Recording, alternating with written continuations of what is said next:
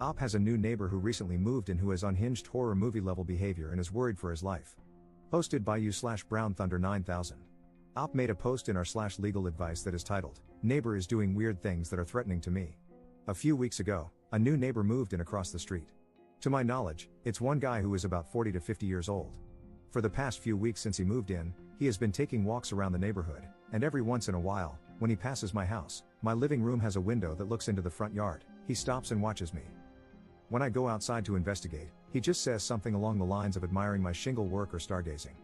He has used these excuses before. He never comes directly onto my property when he does this. A few days ago, I came home, and when I went to pull the trash cans back from the street, my neighbor was sitting on his front porch with a rifle in his lap, in plain view. I asked him if there was anything wrong, and he just nodded at me. I went back into my house and called the police. Now, the spot I called the police from was in my kitchen. The only way to see into my kitchen from a window is if someone walks up to my living room window and peers to the left. After hanging up the phone, I turned toward the living room and saw my neighbor about 2 feet away from my window, peering in with the rifle. I ran into my room and locked the door. After the police arrived, I told them what happened, and they said that since he wasn't pointing the gun at me, it wasn't considered a threat. The most they could do was trespass him, but by the time they arrived, he had left his house. Yesterday, I came home at around 10 p.m. and found a dead fish in my mailbox. Without any evidence, how can I stop my neighbor from harassing me? Can I get a restraining order against him? Update 8 days later. I previously posted about my neighbor's actions threatening me. Since then, I got cameras with night vision, motion detection alerts, window tint for my living room, and big, thick curtains. I also got a few of those stickers for the area around my house that say insured by Glock to deter any intruders. The first night I had my cameras, I checked them the next morning to see how they worked. I made sure there were no blind spots and that all of them were fixed with no movement at all. When I checked the cameras the morning before, I saw someone walk up to them wearing all black, including a mask, and point them downward. When I left for work that morning, someone had spray painted a knife on my mailbox. I filed a report with the postal inspector and called the police. The police said that without any video evidence, there wasn't much they could do. That night, I woke up to a loud noise hitting my house repeatedly. I checked the cameras and couldn't see anything, so I went out to investigate and noticed small holes in my house. Looking around the ground, I found discharged rounds.